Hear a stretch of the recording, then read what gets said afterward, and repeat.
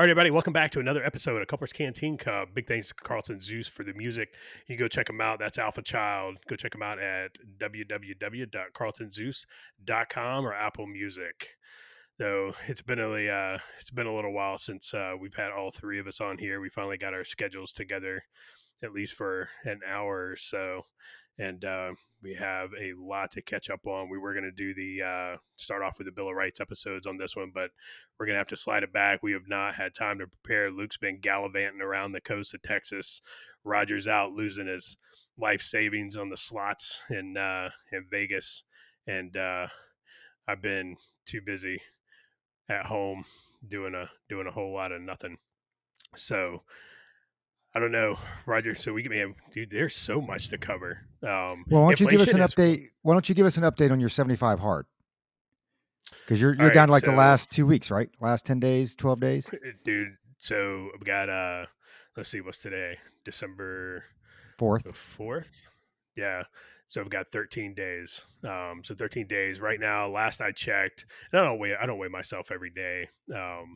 Last I checked, I'm down 16 pounds, but I know I'm down at least probably 3 or 4 notches on my belt, easy. Wow. And but I probably put on just a tad of, just a little bit of muscle, because I've been in the garage slinging weights around fairly consistently. So yeah, man, it's been good. My first meal though, when I'm done with this, I'm going to Five Guys. I'm getting the triple patty, a large order of fries, and I'm gonna probably drink an entire bottle of bourbon when I'm done with this. You know what? And you're going to find out what I did. That you can do that for 75 days, be that strict, and it takes all of 22 minutes to undo all of it. Yeah. So it's funny because sitting down the wife and I were talking, and because she's doing it too. She's dropped 20. She's dropped 20 pounds, and she was already fairly thin to begin with. So, but she's even dropped some more. And we were talking about one thing you got, especially at our age, it's like, man, it's super easy to put it back on. You know, when you're done with something. And so we just kind of sat down. It was like, all right, this is what we're going to continue doing. And for the most part, everything that we're doing, we're going to continue. We're really going to continue to do, minus, it's like, hey, Saturdays, that's my day. That's our day. If I want to eat an entire pizza on Saturday, I'm going to eat an entire pizza on Saturday. And the rest of the days are, back to clean eating, kind of like what you were doing when you were on your tofu and cauliflower diet, working to get some of your numbers and stuff down. So we'll continue with most of it. I don't mind drinking a gallon of water a day. I don't mind the clean eating. That's fine. As long as I have a day that's, it's like, dude, I can eat what I want and I can drink what I want. If I want mimosas at, 8 o'clock in the morning, I can have, an entire bottle of champagne's worth of mimosas at, 8 o'clock on a Saturday morning, and then a pizza for lunch. That's awesome, man. No, that's good to hear, especially, because, I started the 75 day hard challenge. So I'm now on that program as well. When'd you start? 6 minutes and 42 seconds ago. Awesome. But I call it the I call it the Hep B 75 day hard challenge, because you have like series. So you got to take the first one, then the second one, and then when you miss the third one, you got to start back over and you do one again. Then you got to do two, and then you miss two, and miss one. So I'm on 75 day hard series 3. So I have a feeling, yeah. So this iteration will probably last at least about an hour and a half, the length of this show, and then I'm actually staring at a bottle. I am in Vegas. I mean, it doesn't really count. I mean, I can actually, I think, being in Vegas, drinking beer in the morning, drinking liquor or whatever, you're kind of exempt from that. So we'll revisit that. Yeah. I'd be curious to hear how 34.5 semi-flaccid is going for Luke. I mean, he looks good. He looks semi-flaccid. No, let's check it. Yep. Good to go. I, the other night, in Galveston, I was in Galveston for a week, and my general rule is general rule is I don't drink out. In other words, I don't order a beer. I try not to order a beer at a place or drink more than one beer at a restaurant or a bar or anything like that because it's just too expensive, So I tend to drink at the house if I drink, when I drink.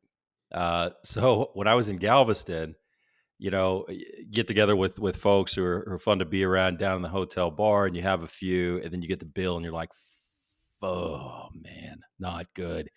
And so I do that one day. My cat's beyond outside. I do that one night, and then the next night I do it again.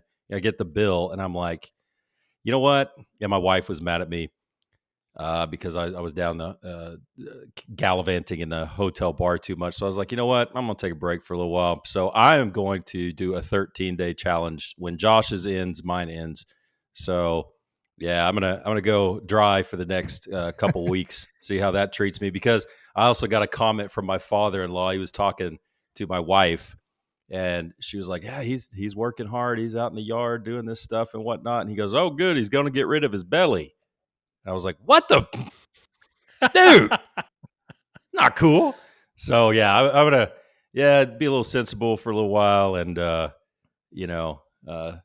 I mean, I'm doing okay on my weight and everything, but again, like we were talking about, it just goes away so fast, and it takes so much longer to get back in shape. Like Robert Downey Jr. said, you work hard for 6 months and look good for 6 minutes. So yeah, it's just always good, and I want to practice what I preach a little bit, and I don't want to. Maybe we could jump into this. There's so much to talk about with, as Joe Biden calls it, the Omicron virus.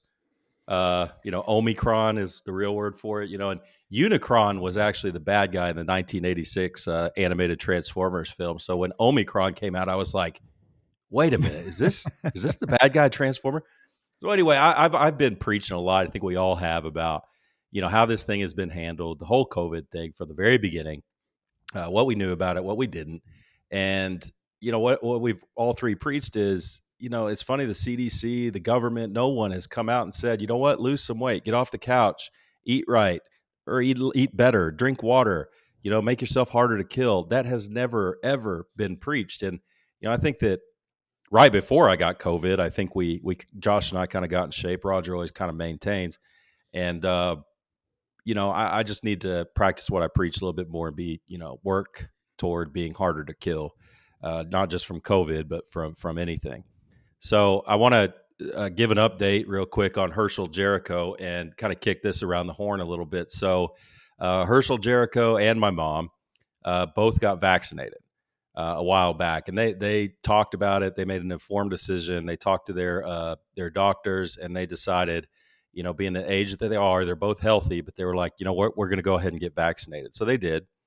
And I guess last weekend, it was the weekend after Thanksgiving, old Herschel Jericho came down with the COVID. And we were all kind of worried, when your parents come down with the COVID, you get kind of worried. And, I was asking for updates, and he handled it pretty well. He said it was like a really, really bad cold. So in other words, the flu. And I think he's out of the woods now. My mom did a good job taking care of him. She went to the store and got all the stuff and made him rest and made him eat. And so he's out of the woods, and my mom hasn't gotten it yet. She's okay. So that brings three questions into my mind, and probably the mind of every American, which is where this whole thing has gone wrong. So either number one, the vaccine doesn't work, right? Because it doesn't work because he still got it. Okay, so it doesn't prevent transmission. Okay, that's a fact. Or number two, it doesn't prevent transmission, but what the so-called experts have been saying is that, it'll keep you out of the hospital, and it'll kind of, minimize some of those more serious, what do you call it? Like the coughs and the pneumonia and stuff like that.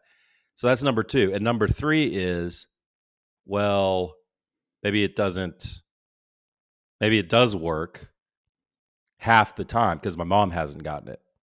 So there's all these questions that are floating around based on, I wouldn't say the misinformation, but just inaccurate information that's been going around from the very start. Does the vaccine work? Does it not work? Does it minimize, the virulence? Does it minimize the deadliness? there's just still so many questions. And, I could go on for a long time about Omicron, but guess I'll kick it to Josh and, see what he has to think about Omicron, maybe what's going on in Australia, Austria, Germany, and what that could mean for the U.S. Yeah, no, I'm glad your dad, pushed through it. I remember that picture of him standing on the patio that you shot Roger and I. Like legit, when I first saw that, I thought he was standing out there on the patio drinking a beer, while he was, suffering from COVID. I was like, Herschel Jericho is a badass. So so my dad also also got COVID recently, and like yours, he was vaccinated. He did he had to spend about 48 hours in the hospital because his oxygen level dropped down into the mid 80s. Um, but back to your earlier point as well, your dad still runs. Your dad, he referees football games, stuff like that. So your dad is very fit. My dad is not very fit. He's strong, but the last time he did cardio, I couldn't tell you, and he probably couldn't tell you either. It's probably been a couple of decades, easy.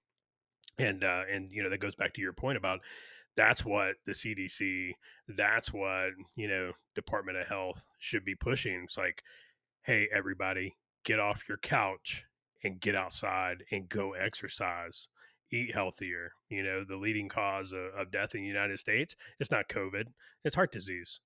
you know and all these folks running around talking about, oh, you need to get your vaccine, if it saves just one life, it's worth it. Okay, well, I'm gonna smack that cheeseburger out of your hand the next time I see you with it. And dude, like, if we want to play that game, let's play that game. Yeah, you're right. Even Gavin Newsom came out and was like, oh, this is seasonal, talking about Omicron. Come on, man. The when that came out, you had the doctor in South Africa, even came out and was like, yeah, it's a variant, but it's like the symptoms were very mild, and there was like 4 people, that had it, and like, but automatically it was, oh God, we got to lock everything down again. I saw very briefly, I think hopefully somebody pushed their cart over in the parking lot and stuffed them into it or something. But people started like, well, I need to go buy 4 or 5 packs of toilet paper right now and go start buying up with me, because because the CDC and everybody came out and they were like, this one's this one's deadlier. It's the deadliest variant yet. And, we're all going to die, and this one's going to be really bad. And, Fauci's like, we might not be able to have Christmas or New Year's. And, this one might be a bad one, blah, blah. And it's like, and you're right. Yeah. It's a great point. If there was ever time for us to have chickenpox parties, like, now is the time. But nobody was worried about that. It was like, you were a kid. It's like, hey man, you're going to get chickenpox, and guess what? You're going to be okay. And so let's just go ahead and get your chickenpox done and over with, so you don't have to worry about it anymore. We have gone back to this, this COVID storyline, which is smart on behalf of Psaki and Biden and crew, because if they're talking about, the omnibots, then they're not talking about inflation, which apparently is not transitory anymore. It's here to stay. They're not talking about, the Ghislaine Maxwell trial. They're not talking about the Juicy Smoulier trial. They're not talking about, Kyle Rittenhouse trial anymore. We moved on from that, so it's easy. Hey man, we can just talk COVID. And, we won't talk about the job numbers that fell woefully short of projected goals. And we won't talk about the fact that you released 50 million barrels from the strategic oil reserves, and you lowered the price of gas by 2 or 3 cents for about 3 days. And that was it. So if we're talking about if we're talking about COVID, we're not talking about all that. As far as what's going on in Australia, Austria, and Germany, hey man, the Germans are going to German. The Germans rolling around, rolling people up and putting them in ghettos and camps. I think we've seen that. I think we've seen that movie before. I tell you, in Austria, I saw you guys saw the video coming out of Austria where they're just snatching people up off the streets. They are straight trunk monkeying them. And then Australia, you kind of get you expect a level of craziness from Australia because it's an island of prisoners anyway. That they're descended from. So you're like, okay, there's always some craziness in Australia, but man, dude, I did not expect Australia to go as communist as they did, as quick as they did. They were even getting people who have been exposed, not even people who tested positive. Like they came out and they're like, they tested negative. They're like, yeah, but you've been exposed, so you're going to go spend some time in this quarantine camp too. And you're like, damn, dude. And so it just reinforces the point to where, why people need here in the United States, people need to fight. People need to push back, because if we lose freedom here, there's nowhere to go. There's nowhere else to go. This is it. This is the last stand. And, for those of you who follow Jesse Kelly on Twitter, I'm going to kick it to Roger here in a second. You follow Jesse Kelly on Twitter. He is a very much, he is like, no, we're not negotiating anymore. All the negotiating from Republicans, have gotten us to where we are, right? The Republicans I'm talking about, like, Dan Crenshaw and Lindsey Graham, and, well, we're going to take the moral high road. And, but you know what? Well, that's gotten us to where we're at, and we're not in a good place. So now it's time to use the left's tactics and the left's talking points and the left's policies against them. We do the same thing. This is not we're not showing up to a gentleman's duel anymore. Like, this is just straight back alley knife fight. And we need to treat it as such. So I give it over to Roger. I don't know if he's got any COVID news, COVID thoughts he wants to share. Or he wants to jump into the recent SCOTUS oral arguments, because that's going to be that's going to be a barn burner right there. well, Luke's given me the I'm number one twice, and so I'm out here in Vegas, and we're out here with some friends watching some barrel races, and this stuff truly is regional. In Arizona, we have been back to normal for over a year.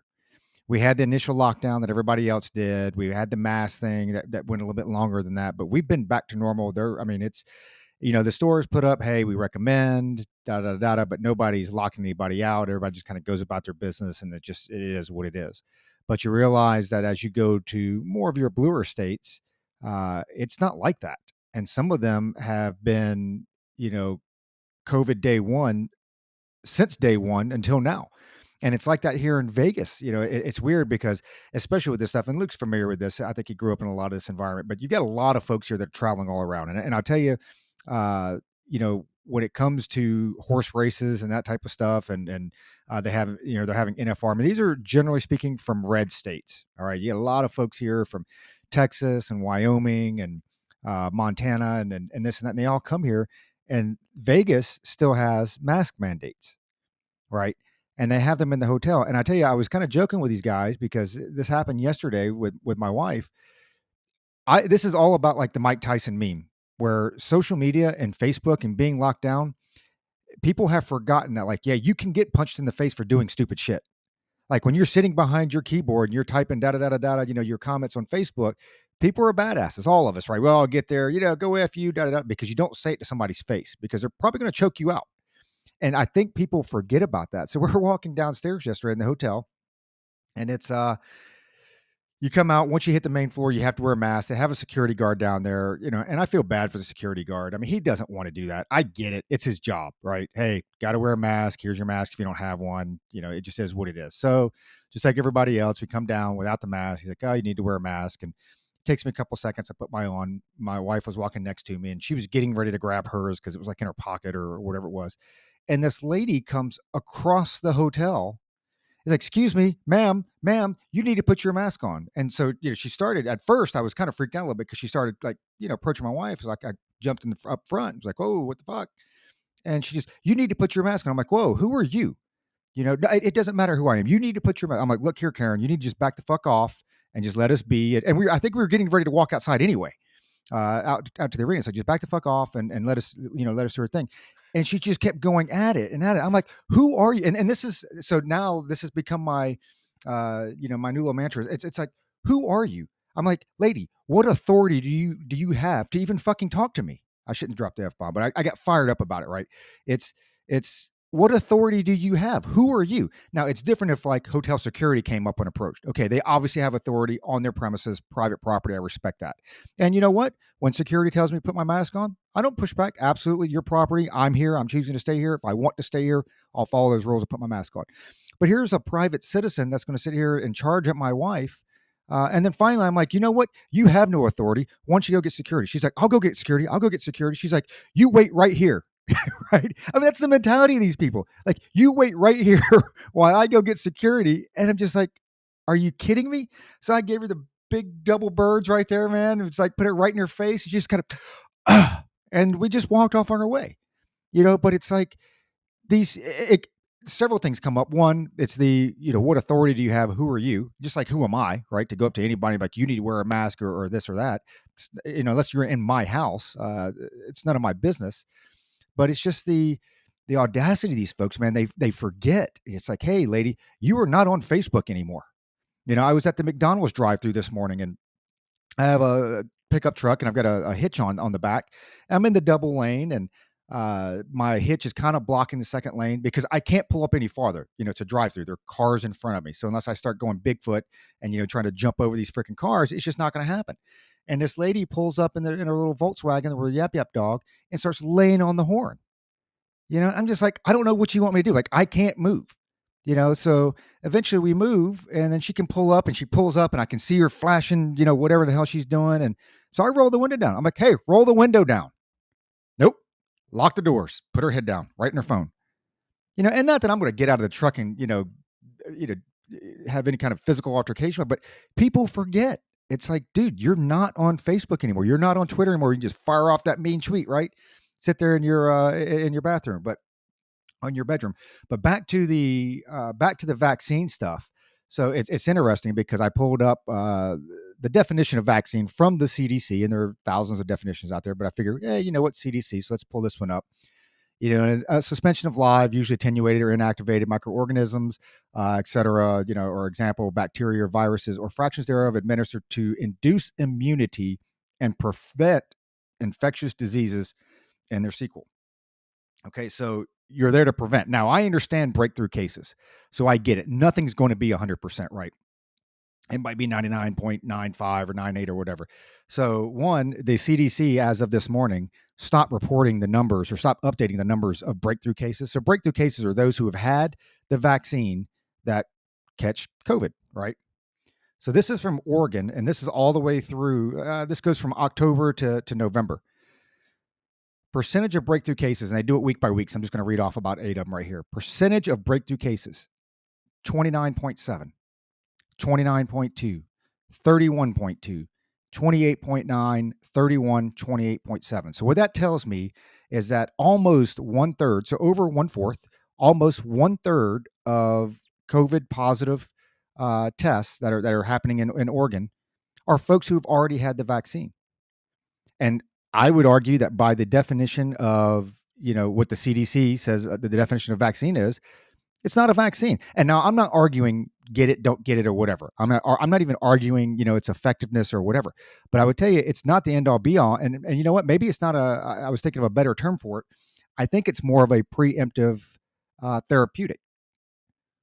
Because I think what it's clearly shown is that, okay, you probably reduce the risk of catching COVID. Maybe. You still don't even prove that to me yet, because I don't think the numbers are there. But you probably reduce the number or the probability or the risk of catching COVID. But what you're really doing is, and Luke mentioned this earlier, gene therapy. What you're really doing is saying, hey, when you catch COVID, because you probably will, because if 30% are catching it, it's 100% in 5 years. Okay, that's just mathematics. Okay, basic mathematics. So that just tells me that, okay, when you do catch it, well, if you've had this preemptive therapeutic or gene therapy, that, okay, hopefully you don't have to go to the emergency room. And I'm fine with that. Sell us on that, then preach that. And it's not even selling us or preaching it. Just put the facts out there. I've sit here and I actually had to stop because I'm real big into all these peer studies and this and that now, because, you've got people that just, they throw numbers out or facts out that are just made up. I mean, the one guy, I didn't even know him. He's like, well, COVID is the number one killer. I'm like, no, it's not.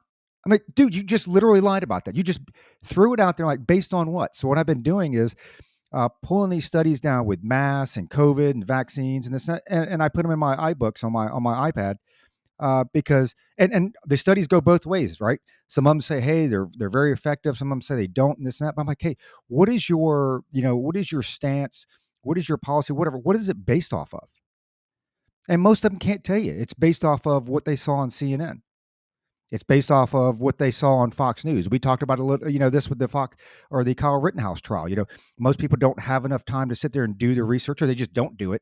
And so whatever they see, Cuomo preach, which I guess they won't be seeing him for the foreseeable future, but whatever he says on CNN, hey, that's what it is. That's what letter of the law is. Like, hey, why don't you go actually read this stuff?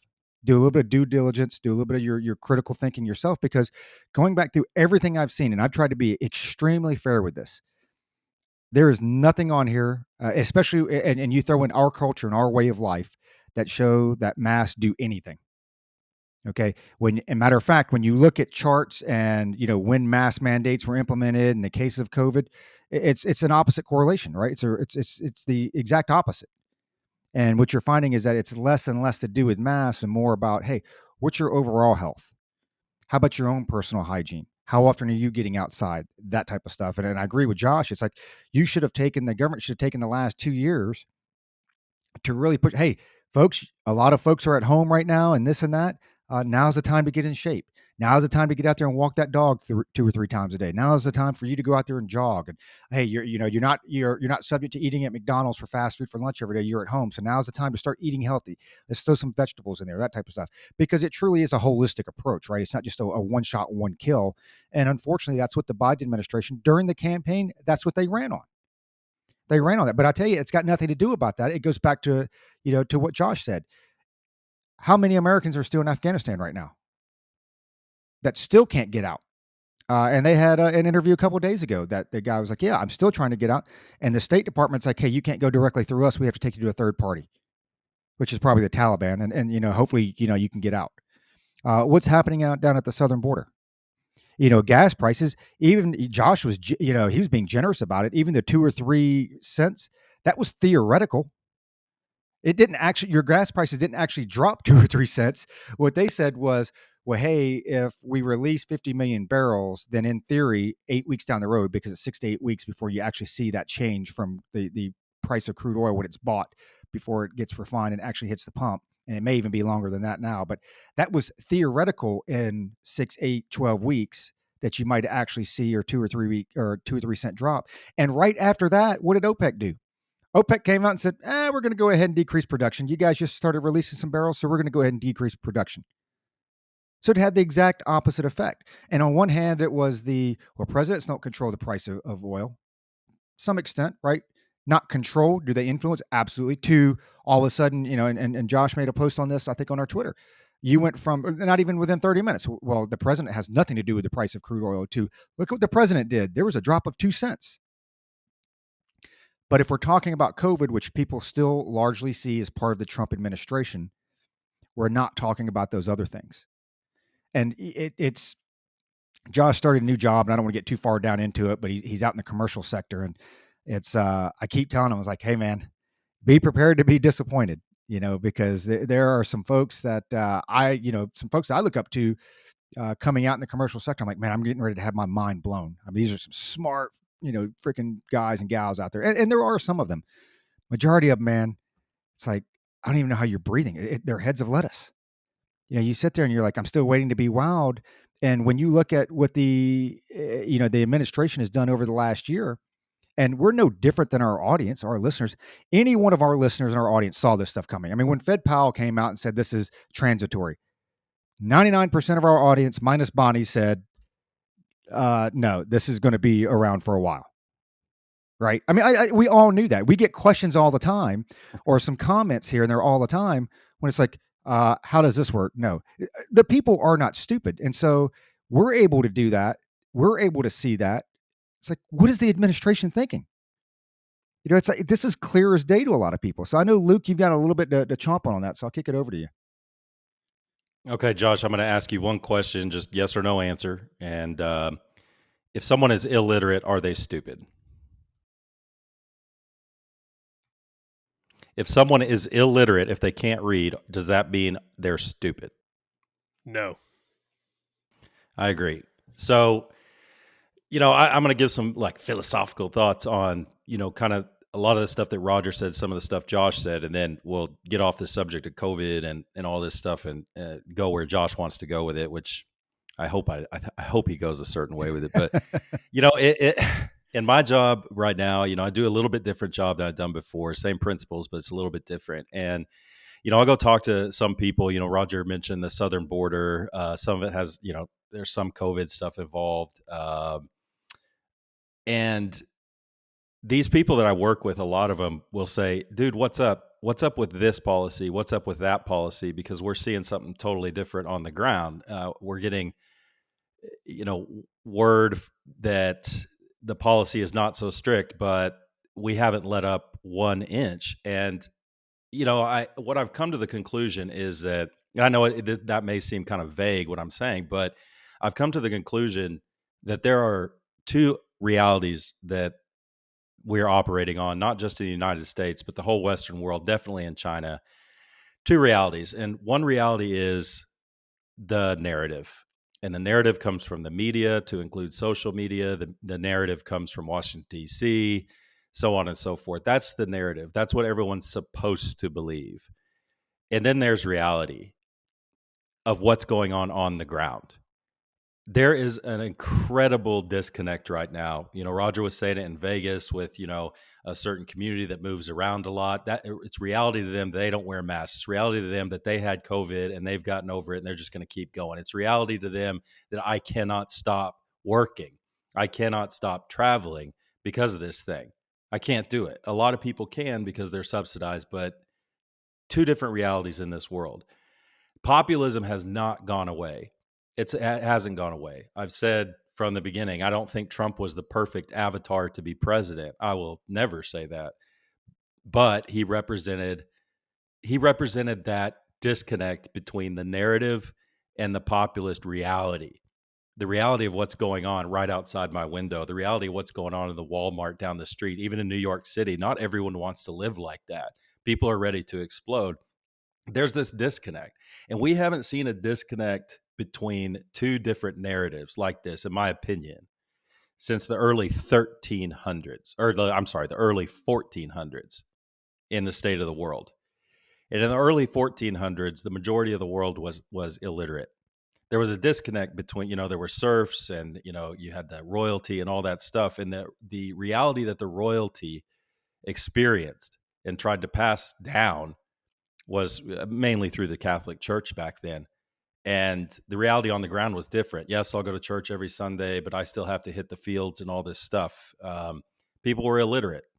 There was the reality they were being fed and the reality that they lived every day that had nothing to do with what they were being fed from the landowners, which were very, very, very few back then. Then something came along in 1436 called the printing press. And from there was just, over the next 100 years, literacy rates went up by, exponentially. And the world really changed because the realities started to match each other.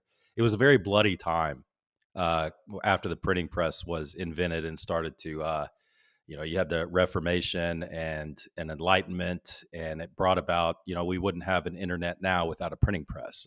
I believe it's the most significant invention in the modern era in the past 2,000 years, actually. So I guess what I'm saying is this disconnect is not just going to keep happening. There's going to be some sort of disruptive technology or something that's going to change this around to where the reality that the majority of us are experiencing is going to start to catch up with the narrative reality. And it's not going to be pretty because of the disconnect. The top headline in Drudge. Yes, folks, I'm back on Drudge. The very top news story was, and it kills me. And I'm watching the NFL, so I'm with you. I got it. Yeah. Oh, man. Dogs and cats living together. But the top headline was Americans are numb to COVID. And it's like, well, that's not news. That news is about a year old. So I don't know. I think that and I'm not saying it's going to happen overnight. I'm not even going to say it's going to happen in my lifetime, but there's going to be something that happens that is going to wake people up on a level of the printing press, and it's not going to be pretty. And I hope it goes the right way. And I hope we reach a new enlightenment. Maybe Elon Musk has something to do with that, with his little brain chips and stuff. But somehow we've got the population is going to get on the same page. It's going to force the leadership, quote unquote, and the mainstream media to get on the same page. They're not going to have a choice. It just can't. This is not sustainable.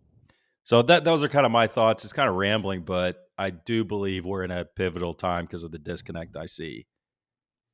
It's not a disconnect, though. I mean, the thing is this: it's not a disconnect. It's the government that is continuing to subsidize as much as possible. Because when you say disconnect, and I'm not disagreeing with you. You've got a lot of people that want to live that way because they just don't want to work. Because they bought into the. Yeah, I agree. I agree with that. I want free shit. I'm saying I agree. That's a yes. I think that the disconnect that I'm more talking about is a disconnect between reality on the ground that the majority of the population is experiencing, whether they buy into it or not, and what they're being fed every day.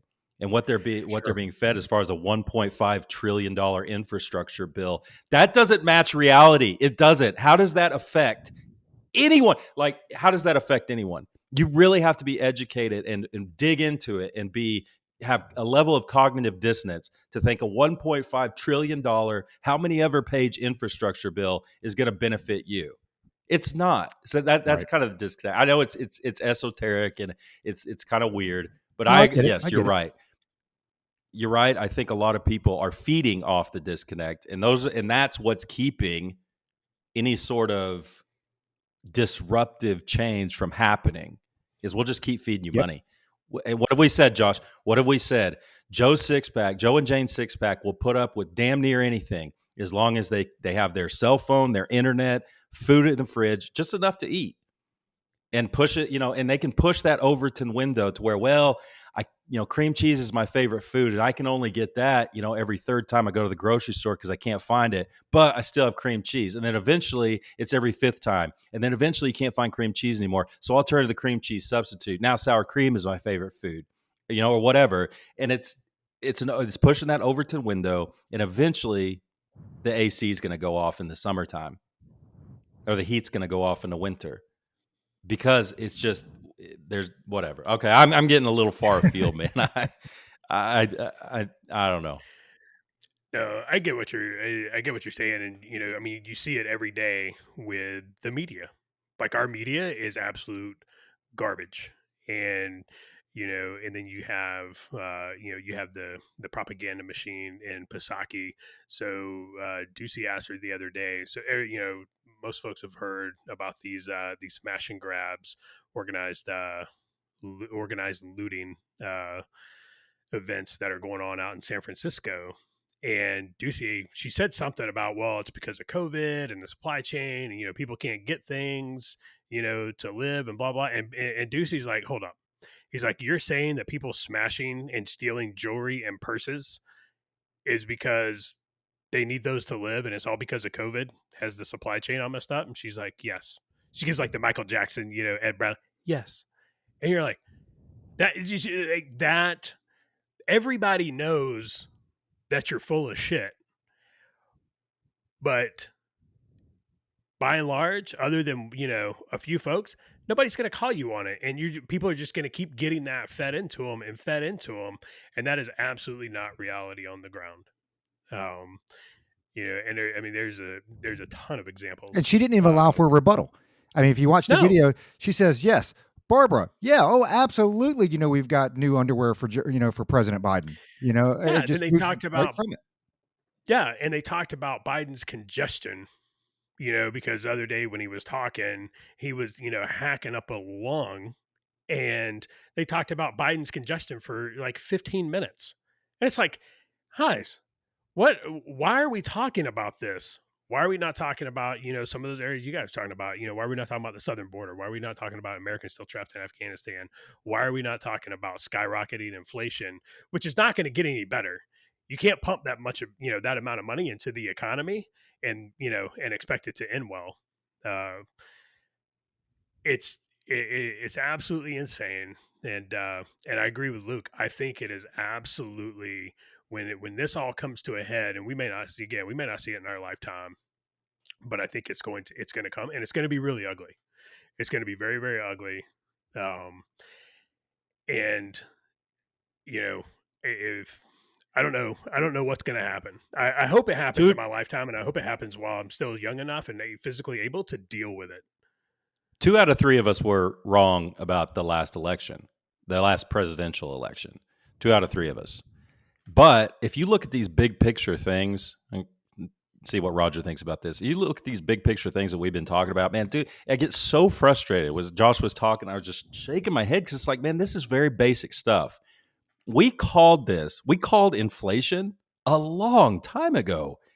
And so, Roger, I guess my point, I kick this to you. I think we could really make a lot of money because I heard a radio program the other day about this hedge fund manager, right?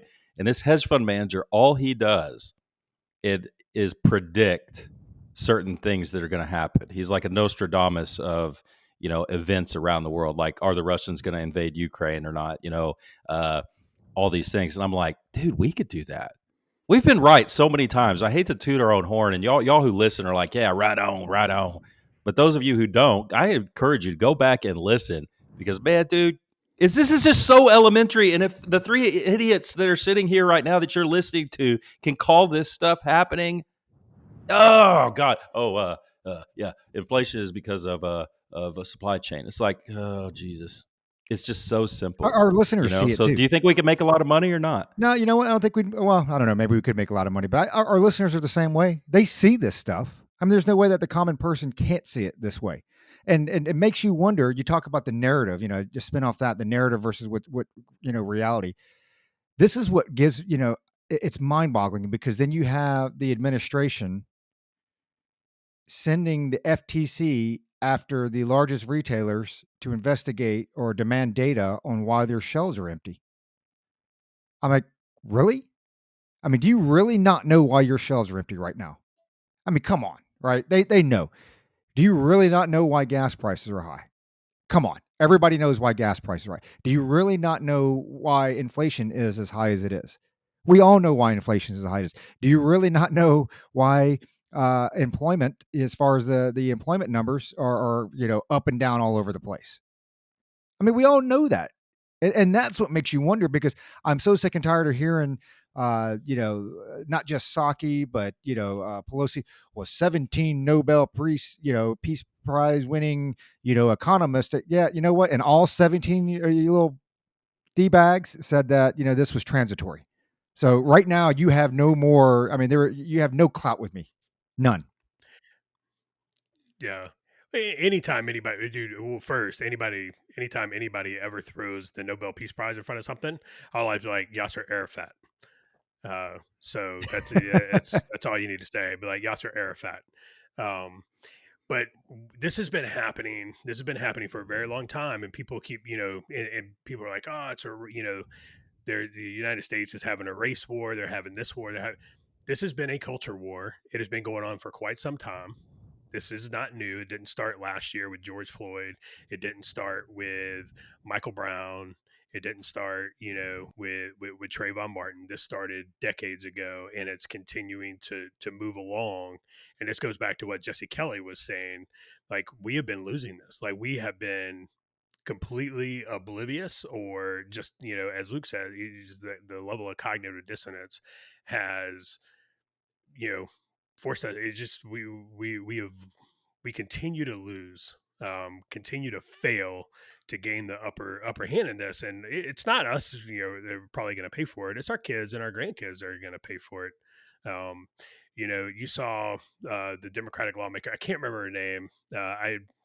She came out the other day. It was the day SCOTUS was having the hearing on the Mississippi 15-week abortion ban case, and she came out and she's like, if they overturn Roe v. Wade, there will be a revolution.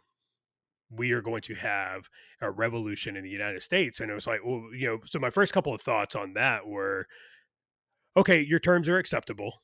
We can have a revolution. I like literally like, okay, fine, let's do it.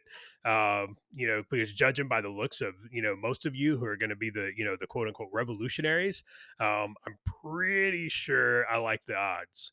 And, and the second thing on that, and I'm gonna just go ahead and throw the grenade in the room. There's a lot of emotion tied to abortion, and I'll say this: take the emotion out of it. Take the emotion out of it, regardless of what side of the fence you sit on. Abortion is not a constitutional right. It is not a constitutional right. I don't care if you're pro-choice. I don't care if you're pro-life. Abortion is not a constitutional right, and the federal government should have zero say in it. That should be a state issue. And before you idiots out there come at me with some bullshit about, well, that's how the Civil War started because, states' rights and slavery and blah, blah, blah. You know what? There's an amendment. There is a constitutional amendment inherently banning slavery. So don't come at me with that stupid bullshit. If you want a constitutional amendment allowing abortion, well, then go get 2/3 of the states to come together, have a constitutional convention, and follow the process laid forth in the Constitution to make it so. Or vice versa. If you want it banned entirely across the United States, do the same thing. But other than that, the federal government should have no say. Just like just like marriage. I don't know, it's like the state government. It's like, oh, you got to get a license, a marriage license. Dude, they should have no say in it. There shouldn't be a marriage license, and the federal government has no say in abortion. It's not a constitutional right, and I challenge anybody to prove me wrong on that. So the Civil War thing, Josh, the Civil War, right? This is what cracks me up, and I can't take credit for this. I heard this one.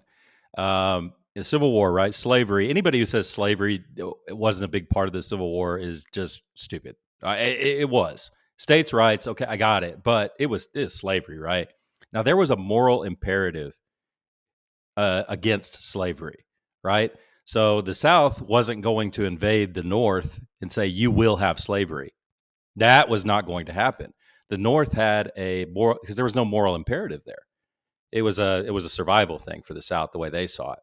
So the moral imperative was the South is we are going to go burn giant swaths of land to get rid of this slavery thing, and along with maintaining the Union and things like that. But it was a slavery thing, right?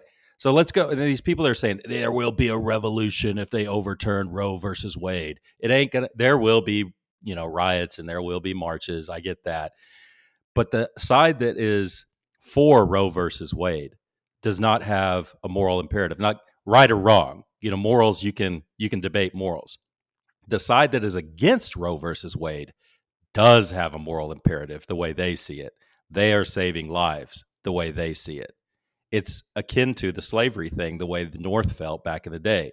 So I got a very big surprise for those who think it's going to go down a certain way. If it goes down any way at all, it's going to be the pro or the anti-Roe versus Wade, anti-abortion people who have the moral imperative to shut it down in states where it's legal.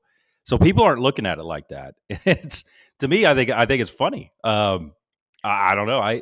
The way I agree with you, Josh is 100% right. Nowhere in the Constitution, I think Clarence Thomas said it. I can read the Second Amendment where it says, what it says, but I don't read anywhere. I don't read the word abortion or terminating pregnancy anywhere else. Now, I'll give my last thought and give it to Roger about this. Is that, look, man, this has been framed as pro-life and pro-choice, right? If you look at like back in the 80s, pro-life and pro-choice was a different animal than it is now.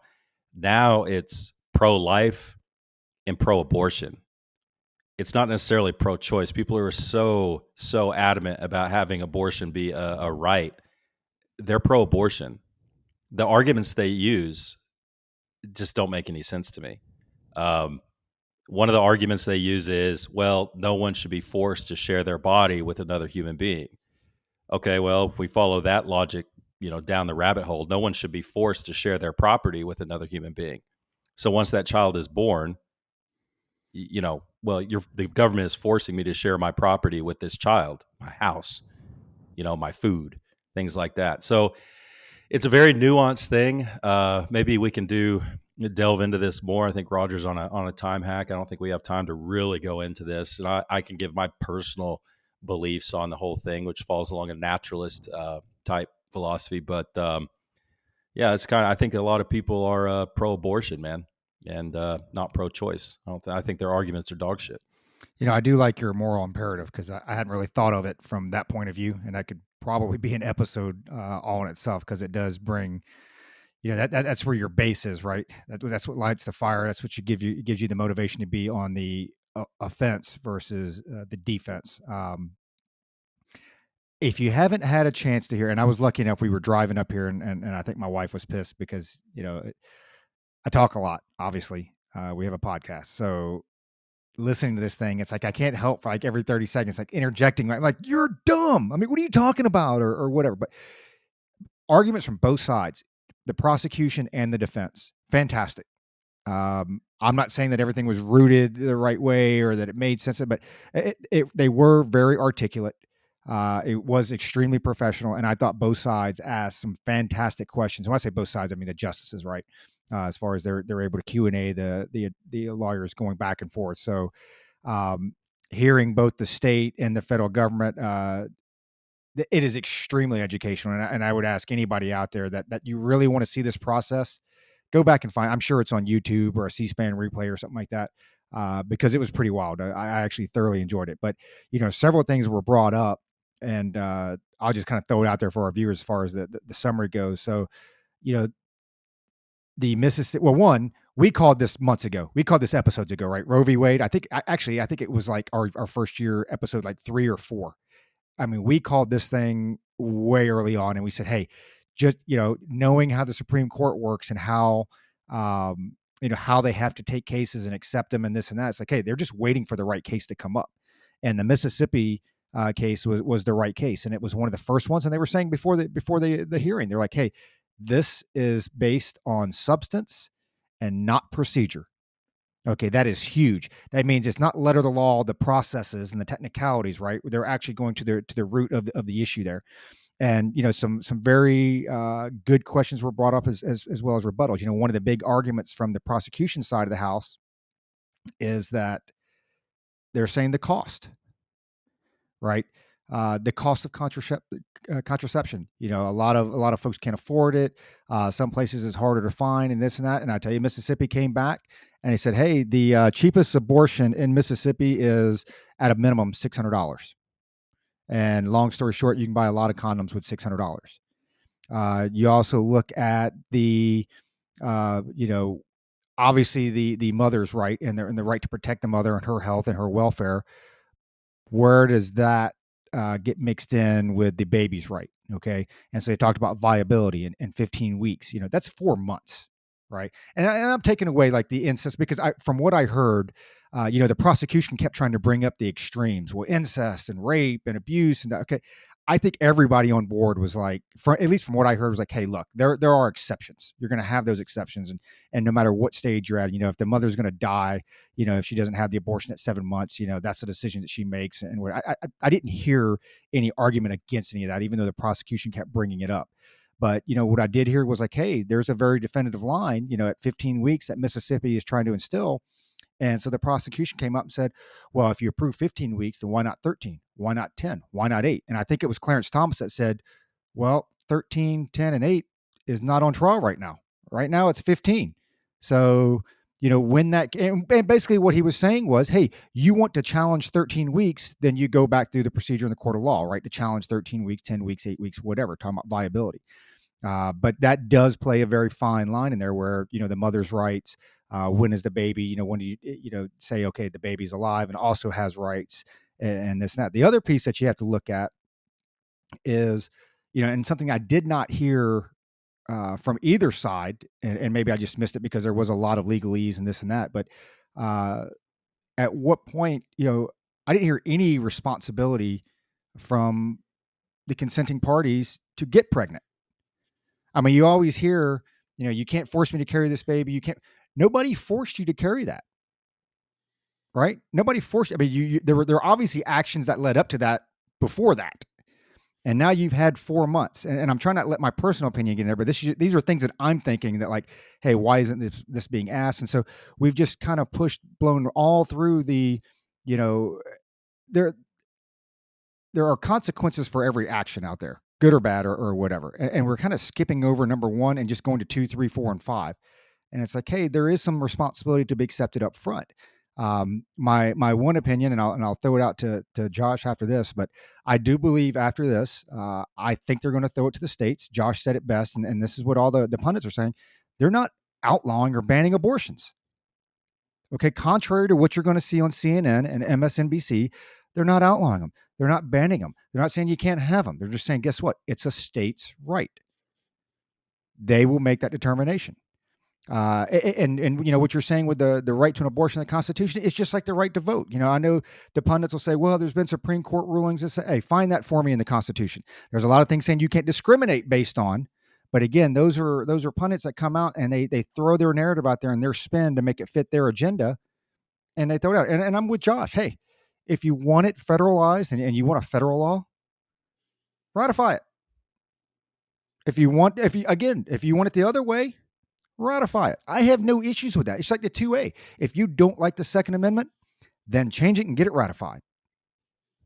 I mean, period. It's that simple. But until then, I'm going to go with, you know, what the letter of the law is on that. So I'll kick it over to Josh for some of his thoughts on it. Yeah, you're spot on with the responsibility piece, right? So, you know, we're talking about whose responsibility is it, you know, to make sure abortions are legal or, you know, available, you know, yada yada yada. It's like, okay, well, there's a level of responsibility of the person. We all know how it happens. It's not, you know, there was only one magic birth who, you know, happened, you know, based on a miracle. And, you know, the majority of people running around pregnant today, you ain't it. So, you know, we all know how it happens. And so if you don't want to get pregnant, if you want a 100% chance of not getting pregnant, you know what you should not do. It's truly that simple. If you do that, yeah, sure, there's a chance you may get pregnant. You know, if I don't want to be in a car wreck, there's a 100% way I can assure that I can stay in my house and never get in a car. It's worked in every case except for one, right? Right. You know, and so it is a personal responsibility. You are making a personal choice. And everybody knows what the consequences of that are. They teach you that in middle school these days. I know because I have 3 teenagers. Right. So they're still teaching it in school. My 3 teenagers know exactly how that happens. And so they know what level of responsibility they have to ensure, you know, that doesn't happen. Yeah. And, you know, it's not going to be that abortion is banned. There will be states that allow it. And if you don't live in one of those states, then you are more than welcome, I'm sure, to travel to that state and get it done. Or you can pack up your shit and move to one of said states that will allow it. And that's fine. If you don't like the state in which you live and their laws, you are more than welcome to move. It's truly that simple. And we have to get back to the 10th Amendment, that, you know, those powers not directly provided, you know, given to the federal government, thus resides with the states. And this is not a federal government issue, and it never should have been. Roe v. Wade was poorly written to begin with. It was poorly argued. And almost every legal scholar, even those on the other side, have said so. They're like, this is a really bad law. And that's why part of the reason why the left is so afraid of this case come out of Mississippi, because they know that Roe v. Wade is poorly written, poorly argued, and they know they have a very, very good chance of that getting overturned and them losing it. So we gotta kick it around one last time real quick and close it out. I'll kick it over to Luke, get his final thoughts, and we'll get this thing closed. Yeah, I'll do kind of a grab bag of final thoughts. I'd encourage everyone to keep a close eye on the probably close to 200,000 troops around Ukraine, see what they're going to, Russian troops, the border of Ukraine and then to the Donbass and then the Crimean Peninsula. That could turn into something kind of crazy. So keep an eye on that. I'd encourage you all to go to, I was looking at my bobbleheads here. I got a Ronald Reagan and a DJT bobblehead. I kind of like that kind of stuff. And I looked into a DeSantis bobblehead. I was like, can I get a DeSantis bobblehead? It took me to their site, and DeSantis, his merchandise site, his team has put together a "Don't Tread on Me" flag, and it's the same as the "Don't Tread on Me" thing with the snake, but it has an alligator. That was kind of cool. I might get one of those flags, even though I don't really have much to do with Florida, but I like the way Florida is handling things right now. I like the way Florida is running their state. So I thought that was pretty cool. The "Don't Tread on Me" with an alligator instead of a snake. And shout outs, I guess I'll give a couple shout outs. I think I've given this one before, but Texas Parks and Wildlife, especially the game wardens, they just do a great job here, and they do the Lord's work out there. I know a lot of people don't like them, but they take a real conservationist approach to handling game in the state of Texas that I actually really agree with. And also the Stratford Elks football team, they're heading to their final playoff game to go to state. Good luck to them. And the Motley County Matadors 6-man football is heading to the state game in Arlington in a couple weeks. So congratulations to those boys. They worked real hard, and really good football teams. I hope they represent the High Plains and South Plains. That's all I have for this week. Maybe one of these days we can talk about high school football and college football pretty soon, because that's going to be. I think it's going to be a fun bowl series in most cases. We can revisit Roger and Josh's little little argument about parity in college football, because that's been a lot of fun. So Roger, that's all I have. Everybody, it's good to be back, and we'll kick out another one pretty soon. So a couple big ticket items that we didn't cover yet, and I think we're going to see this in the next couple episodes, next couple weeks. One, the Ghislaine Maxwell trial. I think we actually had one of our listeners come and say, hey, can you comment on it? So this is a short and sweet one. And right now, so far from what I've seen, and I haven't watched any of the tests. I don't even know if they're televising any of it. I'm just kind of catching snippets off of Twitter and what I'm seeing on the news. But hey, Jeffrey Epstein's dead. Okay. He got suicided, so he's no longer in the picture. So the top of that pyramid is now Maxwell. And my personal opinion on this is she obviously, because we're all the same. Like, I want to know names. Everybody in America is like, hey, I'm ready for the names. That is never going to happen because I can almost guarantee, just with some common sense, that those behind the scenes in the power, those that are, would be indicted, those that are associated, that have taken the trips and this and that, these folks have gone to the DA or the prosecution like, hey, we are not offering any deals because we don't want anything else. Prosecutor, it is what it is, and it doesn't go beyond that. And so far, from what I've heard, at least what I'm reading on the Twitter and some of the news, it's really nothing different than what we've already seen and heard, right? She was responsible allegedly responsible for bringing young ladies in, and they did some, obviously a lot of bad things, these ladies, and groomed them and what have you. And so far they're bringing in like the caretaker and some folks that were around the house and some, some butlers and this and that, housekeepers, and they're all kind of testifying to that. So there'll be more to follow on that. But as I keep reading this, I'm just like, man, I kind of see this blueprint. Like, I don't really see names coming out. I don't see it, because that would be the one thing is like, hey, let's offer her immunity. I want the black book. I want the 500 names, because you're going to see some high profile folks in there. And I think we all know how politics work, especially with the DA. And this kind of goes hand in hand with the next one I'm going to talk about here. But a lot of those high profile folks are like, no deals. We don't need anything else. She's the top of the pyramid. Epstein's not in the picture. Prosecutor for what it is. And I think that's eventually how that plays out, unless some bombshell comes out. I mean, if I was her, I'd probably say, hey, put me on the stand, because I'm just going to start reading names off anyway, right? But then again, she might suicide herself after that as well. The next big one that I want to, this is in the news, man. And you ladies and gentlemen out there, you got to follow this thing. What's going on in Michigan with James and Jennifer Crumbly. Right, everybody knows about the school shooting, what happened with the kid. That's one incident, which you can also say, hey, you know what? Prior to this, they had a meeting with the school administrators. I'm kind of curious if that included a doctor or a psych, and the parents, and they deemed the kid was fit to go back to school. So that's pretty interesting. Could bring up some additional charges. But my question is, how do you charge the parents with, I think it's like negligent homicide or whatever, right? They charge them because, they basically they left the gun out that was easily accessible by the kid. But then you turn around, or involuntary manslaughter, thanks. But then you turn around and you charge the kid as an adult. The two charges don't go hand in hand. And then I'm kind of curious to see what other charges come out of this.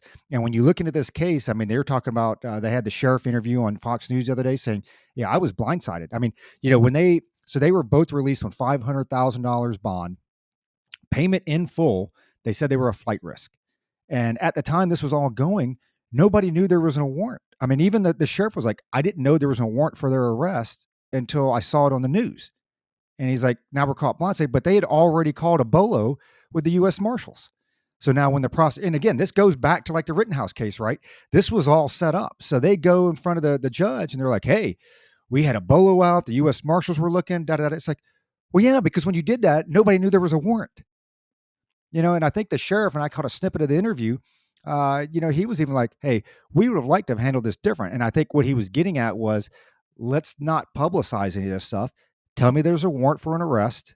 Let me go to the house. Hey, and we do the arrest. We do it quietly and this and that. We don't have to have cameras there. You don't get involve the marshals and this and that. They did that way before they involved the sheriff. And I'm more concerned to see how this case turns out, because now you start talking about, we're going to charge the parents, even though he's being charged as an adult. We're going to charge the parents because they had, the gun was accessible. So then, hey, take it a step farther. You had a meeting a day or two prior with the school administrators. You should charge them too, right? They're the ones that said, the kid drew a picture of somebody or whatever shooting other kids with a pistol on a piece of paper, saying, I can't, I can't make the thoughts stop. Okay, that's an indicator to me. I was like, hey, this kid needs some help. Let's get the kid help. And you know what? I'm probably not going to the principal waiting for their guidance on. I'm like, I'm going to take this kid to a doc or a psych or something, right? So it's like, hey, if you're going to hold the parents liable, hold them all liable.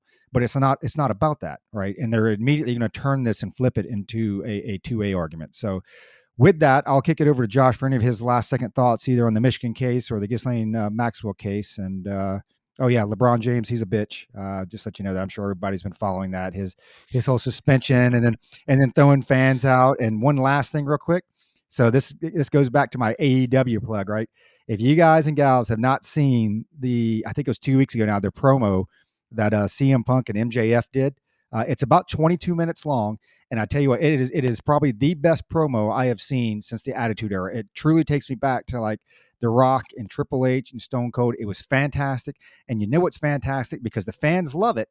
But the old school like WWE folks that are still in WWE are like, yeah, it was too long. It missed the point. It was kind of pointless. I'm like, that's funny because they're starting to kick your ass in ratings every week now. Now it's not just an anomaly, right? It's starting to happen every week. So it is on YouTube. Google the AEW promo, CM Punk, MJF for you wrestling folks out there. So that's all I have. Josh, over to you.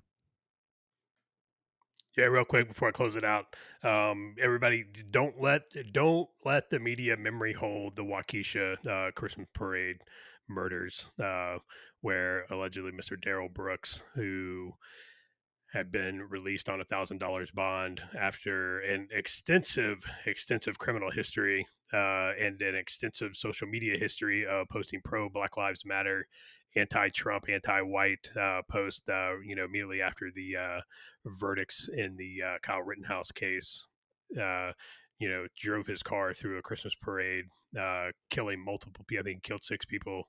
One of them's like an 8-year-old boy, and everything. And the media, of course, has treated that like, oh yeah, a driver, ran into a Christmas parade, blah blah, like, and then they're like, oh well, he missed a turn and ran into a Christmas parade. It's like, man, when you can see video of the car like actively, driving at people and swerving to miss cars so they can hit people. Yeah, that's not what happened. But we've said it before. Our media is dog shit. So don't let that one go, Mr. Daryl Brooks. Black Lives Matter. All those people on the left. You killed that. You killed those. You killed that kid. You killed those people.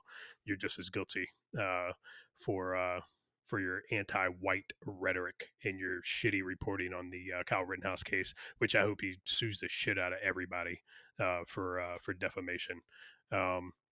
So I'll close it out with that. As always, we really appreciate you listening. We'll give we'll get shout outs and everything on the next episode. Jason in Louisiana, have forgotten about you. Keep supporting us, keep listening. And until next time, go check out Carlton Zeus, www.carltonzeus.com, Apple Music, Carlton Zeus. And until we see you again, keep those canteen cups full and tightly secured.